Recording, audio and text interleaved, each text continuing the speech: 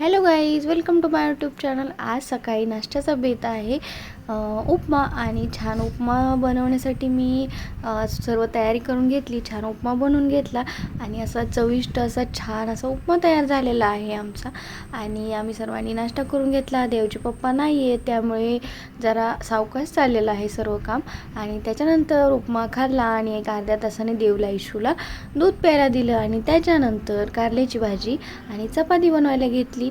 आणि मी छान अशी मसाल्याची कारल्याची भाजी बनवली आहे आणि चवीला खूप छान झाली होती कारल्याची भाजी. तुम्हाला जर याची डिटेल रेसिपी हवी असेल तर मला कमेंटमध्ये सांगा. आणि भाजी तयार झाली, छान चपात्याही बनवून घेतल्या. आणि आम्ही सर्वजणच देवच्या पप्पांना खूप मिस करत होतो, पण काय करणार, ड्युटी आहे, ड्युटी तर सर्वांना करावीच लागेल ना.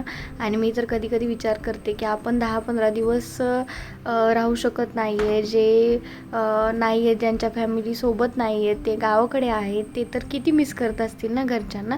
आणि मग असा होता आजचा दिवस. चला तर मग भेटूया नेक्स्ट व्लॉगमध्ये. बाय.